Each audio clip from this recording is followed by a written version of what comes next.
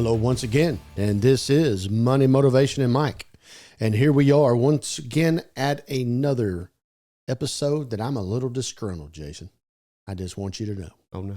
Yes, you know, I've been kind of been aggravated with that federal government a little bit here of lately, and I'm aggravated again today. But before we get on to government shutdown, let me first talk to you about this. Don't know if you knew this. Walmart is going back to human cash registers. Are you aware of that? They are taking out self-checkout. This is news to me. Walmart is actively combating the high self-checkout theft by removing the machines. I am not surprised. Going on all across the country. So by implementing, Jason, something that you're big on, AI, they have detected all of the mis-scanned groceries and I guess other items too, going out the door. Because, you know, you just got the one person up there with 6 or 8 checkouts and they got the little handheld where they can work and monitor those, the computers in the checkouts, but it is not working. Not to their degree. Their theft, like I say, is at an all-time high. Now, what that first tells me is, and if for those of you who don't know, when Sam Walton died and his 3 children inherited his fortune, all 3 of them were still in the top 10 richest people in the world. So he went from number 1 to the world, and his 3 kids were still in the top 10, all 3 of them. So what it tells me is that the theft has gotten so high, Jason. One of these children are vulnerable of dropping out of the top 10. So we got to make some changes, get back on the bottom line here. One less car in the garage. That'd be one less car on the property. Yeah. Of numerous garages. Yeah. Yes. I'll take that in each color you have. Yes. And so nevertheless, I will also tell you this, and it's very, very interesting. Did you know you are at that checkout stand and you're scanning in your groceries and you forgot to scan in that stick of butter, that tray of eggs, and you leave and you walk out that door? They will press charges against you. Did you know that? I did not know that. But I've wondered why they hadn't. Honest mistake.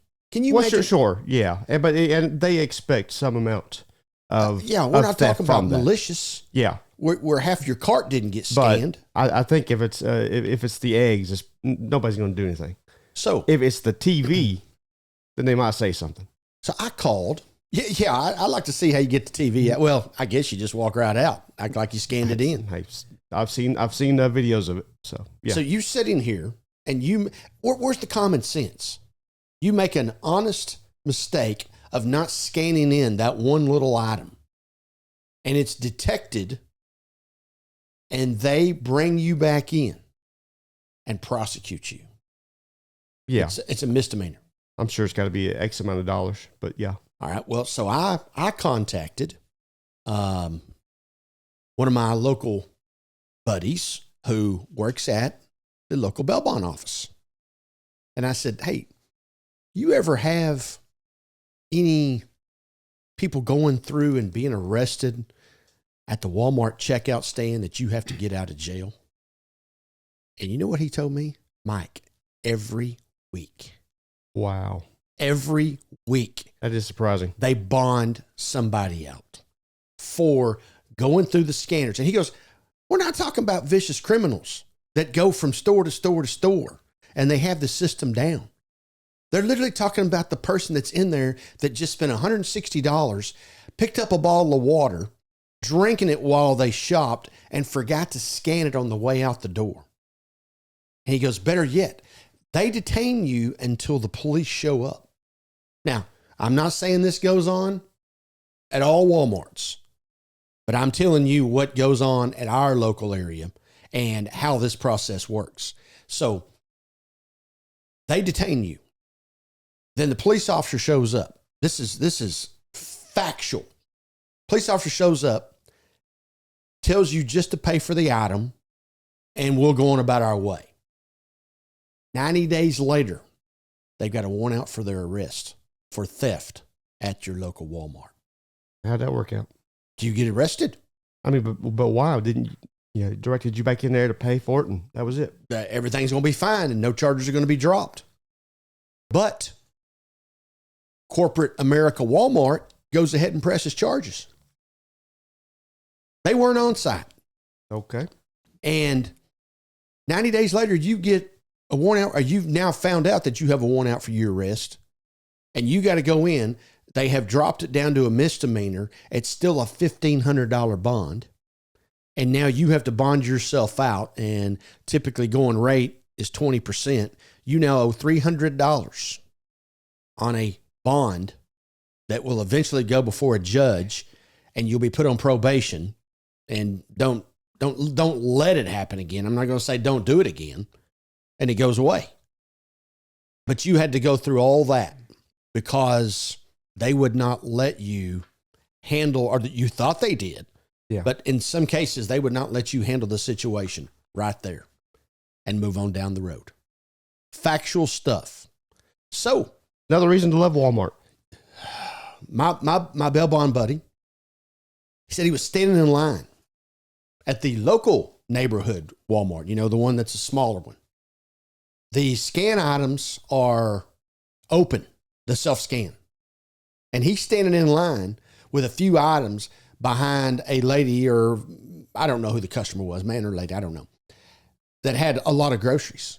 And the manager's trying to encourage him to go over here and scan his 3 items and go on out the door. And he says, "No, sir, I will not. You're wasting your time." "Well, it's right here. It's for your convenience." He goes, "No, it's an inconvenience." He says, "I go over there and I do not, let's just say your machine don't work. I scan it and it doesn't scan. And I walk out the door with 3 items, and 2 of them I only paid for 2 of them. You are going to press charges against me." "Oh, no, we don't do that." He goes, "Yes, you do. I work at the place that gets these people out of jail. You can't tell me you don't." And then he goes on to say, "Well, that's corporate." Well, no, it ain't corporate. It's here right now today. And that's why I'm not going through the scanner, because nothing that the customer does, maybe they did forget, but who's to say that it doesn't scan? When you're going through there and you have $100 worth of stuff and you're just scanning and you hear that beep, I don't look to see if the number's been added to my bill. Yeah. It could be your person next to you scanning as well. And you think it's you're scanning, but theirs beeped at the same time. This was astonishing to me. Yeah. This blew me away. Yeah, I hadn't heard of it. And you think about the elder that are 75 plus years old that go in there. They're already running a little bit slower in their day. It could happen to them at any time where they miss something. Hard of hearing. Eyesight's not as good as it once was. Maybe they didn't hear the beep. Maybe they didn't see, and they're going to jail. Yeah. There's a better method of doing this, and Amazon was doing it with some of these grocery stores that they had. But you walk in and you scan, it's just like your Amazon cart. You walk in, they know who you are. I guess you scan or something to get in. But then you go get something off the shelf, and it's got AI. It charges you for it when you take it off the shelf. Now, if you put it back, it deducts it back off. But they have everything laid out there, and they know somebody takes it off, what it is, and when you put it back. It's incredible to me. And you just walk out of it with your stuff, but then they actually charge you when you walk out. How many times do you go in there, buy something, run your card, don't even get a receipt, and walk out the door? I do that when I have to. I very rarely go to Walmart, but I have a little app on my phone. And I'm wondering, a little receipt on it. Yeah, I'm not that high tech, as you well know. Yeah, I didn't know Walmart had an app. There you go. So yeah, you're not gonna find me doing that. Those are all true stories that were given to me just today. before we went on the air. That's incredible. And it all started because I saw that Walmart was going back to human checkout now. And obviously there's a problem. And I know that some of it is malicious. But once again, those two words, common sense, we just do not have it. Now, let's talk about some other people that don't have any common sense, is those 535 knuckleheads up there in Washington, D.C. And you're supposed to respect those offices, and I do. But right now, Jason, they are knuckleheads. Now, let me think about this. You remember that great saying, awful event, great saying from September the 11th, 2001. And the quote goes, "We shall never forget." You ever remember that being said back in that day? When the Twin Towers and Pennsylvania and the Pentagon and all that went down? Yeah. We shall never forget. Right. Well, there's 535 people, and maybe I'm just putting them all in a gap up there, all Congress. And maybe it's not all of them. I know it's not all of them. They have forgotten. And their continued government shutdown is costing us issues at the TSA at all airports. You aware of this? A spring break, people traveling, lines. They're reporting lines at DFW Airport 4 hours. Incredible. It is incredible. You have forgotten.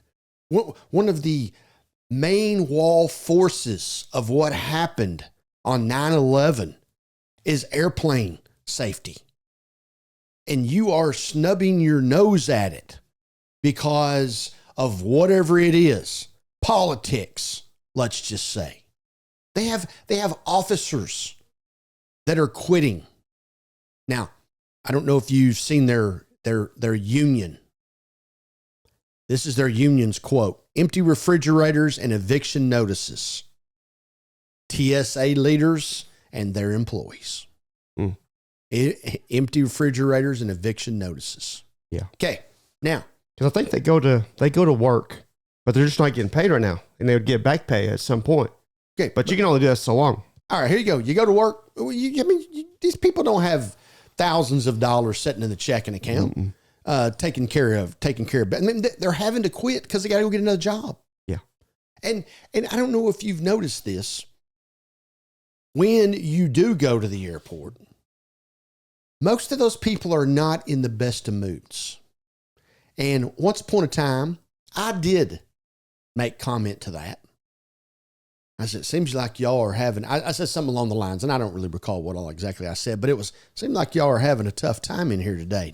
Doesn't seem like it's a very happy bunch. And it was a lady, and she said, "Sir, if you knew the BS that we put up with every day, we're shorthanded, we're overworked, we're underpaid, and we got to deal with the crap that goes through these gates, you would not be in a good mood either." That is what a TSA, right there where you run your credit, your credit, your driver's license, and go through before you ever get into the metal detectors. That's what she said, and I believe it.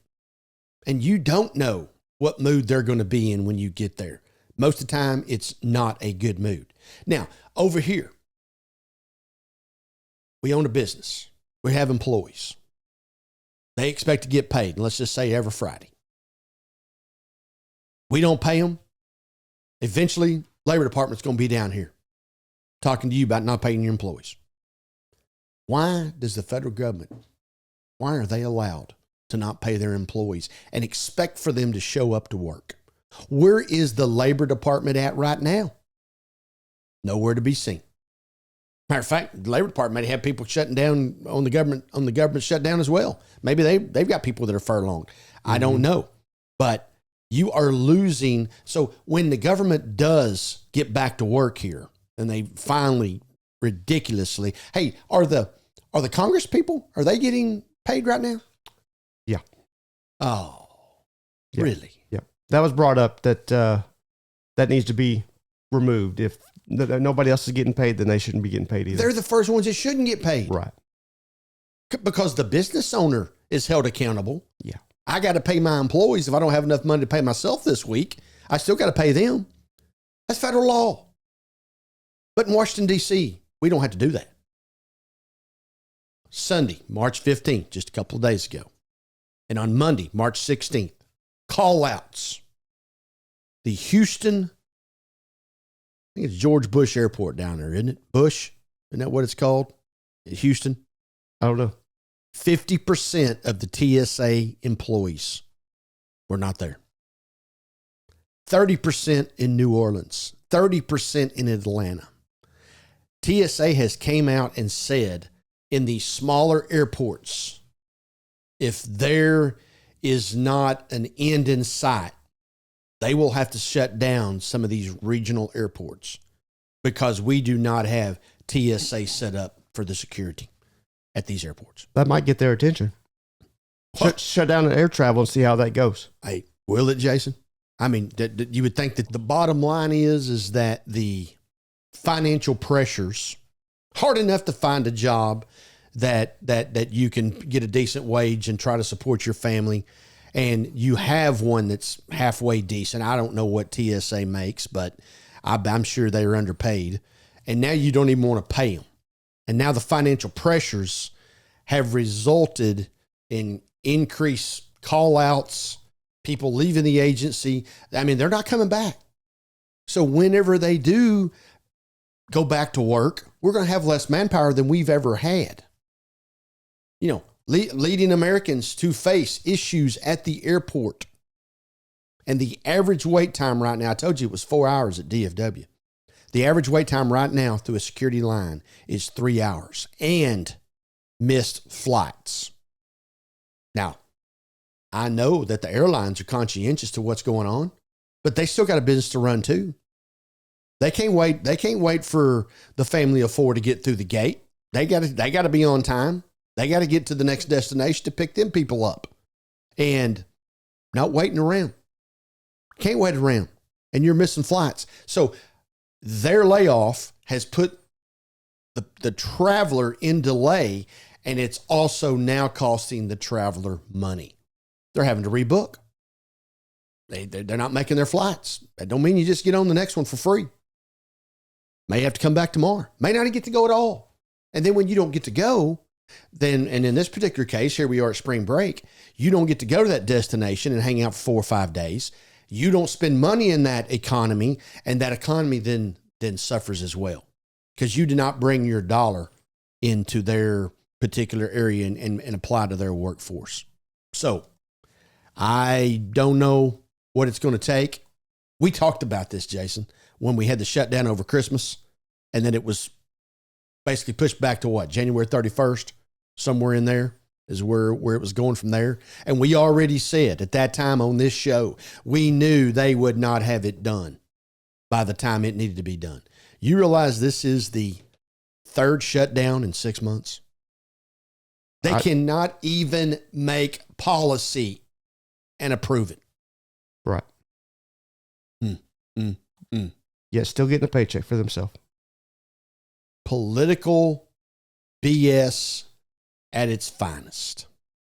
Now, I'm not going to point fingers, but I know what all the media is saying, and I believe it's that same bunch that didn't want to stand up during the State of the Union address here a couple of weeks ago. I believe they sat over to the right.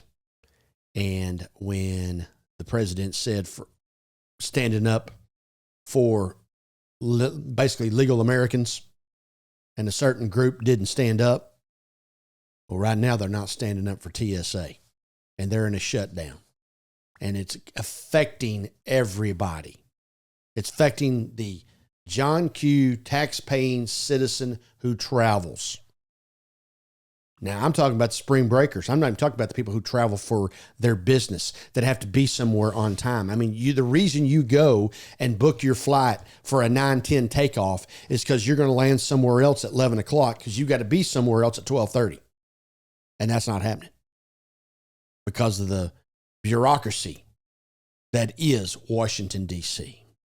And it's time for change. We've been saying this for a long time. And it has gotten to the point now, it's no longer congressmen, congresswomen fighting over well, you vote for me and I'll vote for your $30 million new road bridge that you're going to put in your county. That's usually how it all goes down. You'll vote for my health bill. We'll throw this on the back end, and how much of that BS gets thrown in over a particular bill that has nothing to do with 30% of the items that is in the passing of a particular legislature. We're no longer there. We're now down here on the level where it affects minimum wage people, $10 an hour people, because when they can't get paid, their kids can't get paid. And just like what it says right here, you can't make your rent, you get an eviction notice. And the one that really is disgusting is the empty refrigerators. But that's the quotes coming out of the TSA union leaders. So once again, we continue to struggle at the top level in this country. And I don't know when it's going to get better, but it's got to get better sooner than later. Nevertheless, contact me at info@mx3.vip, and of course, find all of our content at mx3.vip and on our YouTube channel at youtube.com/MX3 Podcast. And don't forget to like, subscribe, and hit the bell icon. Go down and give me your comments on today's episode or any of the other ones as well. And Jason, aren't we real close to 300,000 subscribers? 298. 298. So close. So close. Thank you once again for viewing, listening, and supporting our show. And until next time, continue to live your life the right way.